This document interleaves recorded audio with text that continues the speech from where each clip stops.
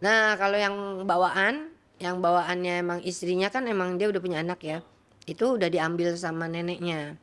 Nah, kalau misal untungnya tadinya anaknya anak aku itu mau diambil juga sama neneknya, sekarang sama aku. Audio Jungle. Udah dalam keadaan hamil apa baru udah melahirkan kemarin sama yang laki-laki? Sama yang laki itu lagi hamil, jadi menikahnya itu lagi hamil.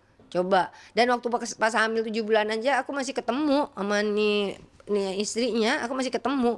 Tapi ketika dia melahirkan, ketika dia sampai sekarang aku belum pernah ketemu. Yang anak itu diakui adalah cucu aku kan, berarti kan anak aku gitu kan, cucu aku. Tapi sampai sekarang aku belum pernah ketemu. Dan itu dia udah benar-benar memutus hubungan juga ke akunya kan, nggak pernah lagi kita hubungan ini.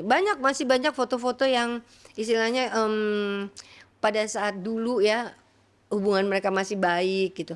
Aku juga nggak pernah tahu tuh kalau misalnya apa, kalau mereka pernah melakukan, apa ya, maksudnya, keributan-keributan. Karena setahu aku, anak aku tuh anaknya penyabar banget, ya buat aku ya. Karena yang ngomong juga temen-temennya sih, adik-adiknya juga kadang-kadang suka kesel karena begitu penyabarnya anak aku tuh begitu penyabarnya, beda sama sifatnya sama adik-adiknya yang lain. Sama yang perempuan aja kalah banget sifatnya, gitu. Jadi kalau misalnya ada yang menuduh anak aku kayak mau kondo, anak aku nggak pernah ngasih nafkah, anak aku tuh ya masih punya tabungan, anak aku masih kerja. Ya jadi kalau misalnya dia kerja anaknya dititipin ke aku, terus ya walaupun dengan istrinya yang teriak-teriak karena nggak rela anaknya dititipin, tapi maksudnya dia masih ada masukan. Kalaupun misalnya dia pas lagi emang uangnya belum ada, belum masuk, dia pasti larinya ke aku lah, ke papanya, ya ke aku. Kan masih ada aku.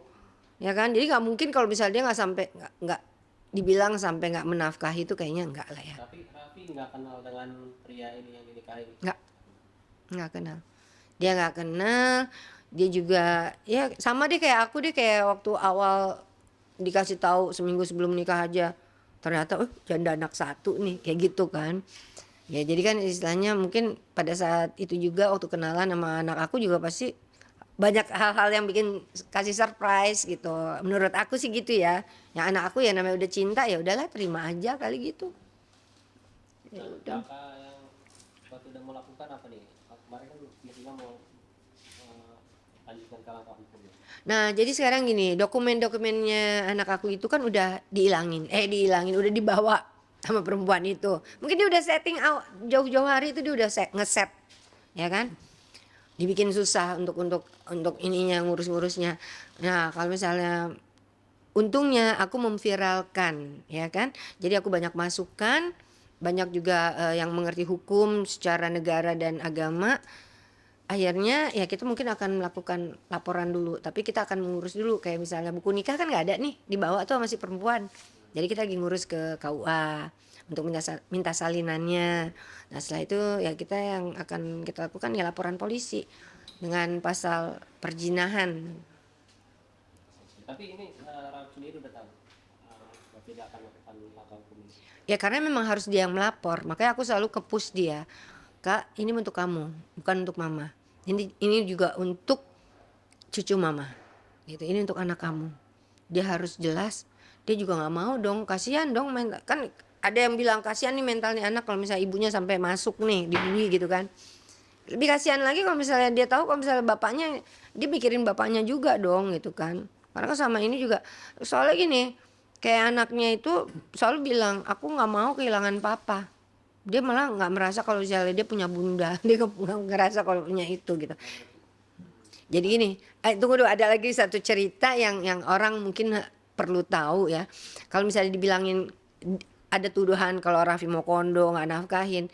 Nah sekarang kalau misalnya Raffi seberapa banyak penghasilannya dia gitu, seberapa banyak pendapatannya dia kalau misalnya dia harus ngurusin orang tuanya si istrinya, ya kan, harus bayar utang-utangnya si orang tuanya, mertuanya anak aku itu.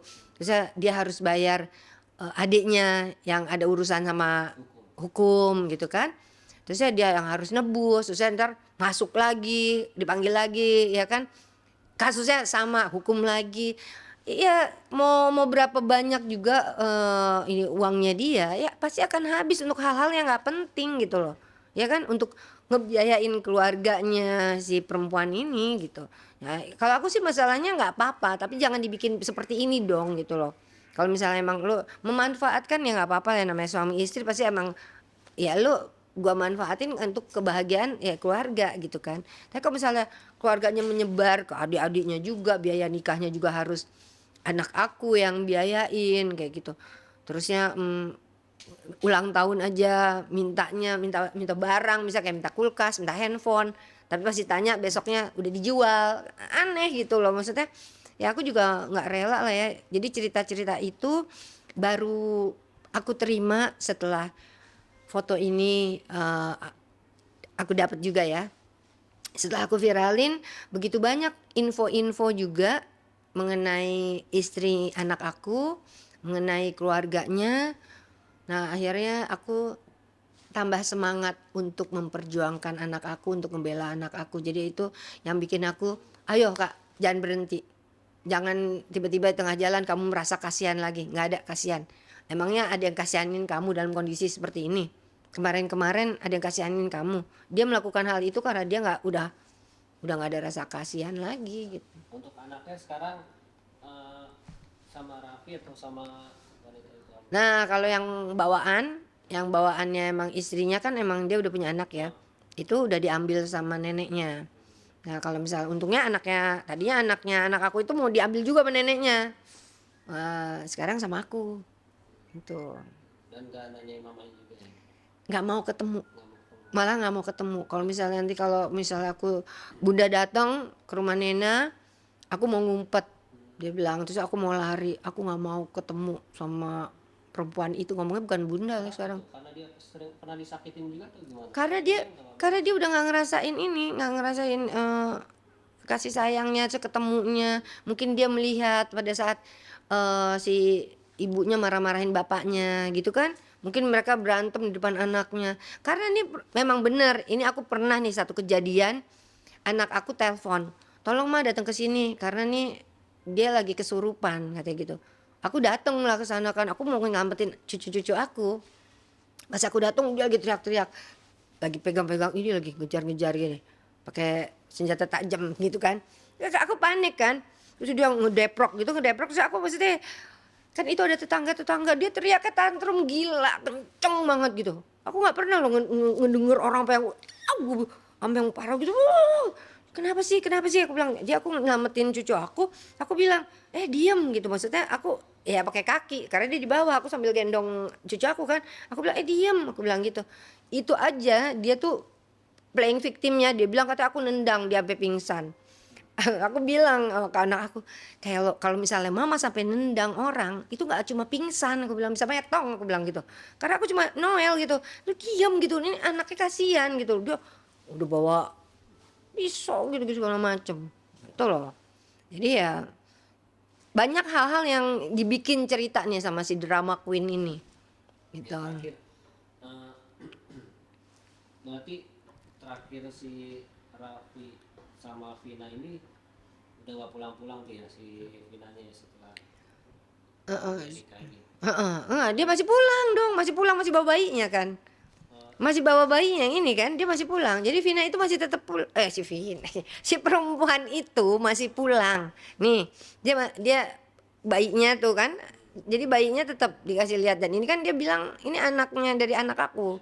Gitu. Setelah viral, maksudnya setelah Oh, Safira enggak, dia malah sempat nge-DM aku dengan fake account-nya itu dan dia marah-marah playing victim, nuduh-nuduh anak aku mau kondo, terus saya nggak pernah nafkahin, KDRT segala macam. Tapi aku pikir itu biasalah akan dilakukan semua perempuan kalau misalnya dia sudah ketahuan. terus komunikasinya udah putus juga, blokir-blokiran sama Udah. Raffi, dia Udah diblokir. siapa yang blokir? Yang blokir udah akhirnya karena udah dia bahasanya kasar ya, chattingnya kasar, akhirnya sama anak aku diblokir karena aku bilang udah jangan ini lagi, blok aja, aku yang suruh memang. Karena aku pikir dia selalu kalau misalnya nerima itu dia yang galau, dia yang ya pasti emosi lah. Pas aku bilang sini saya membaca dulu deh gitu. Kata-katanya luar biasa. Semua orang pasti akan sakit hati kalau bisa ngelihat chattingannya. Rencananya kapan mau melaporkan ke Polres Segera kita akan laporkan, sekarang ini yang kita kan lagi minta dulu salinan Iya. itu. Jadi itu nanti akan segera. Sip.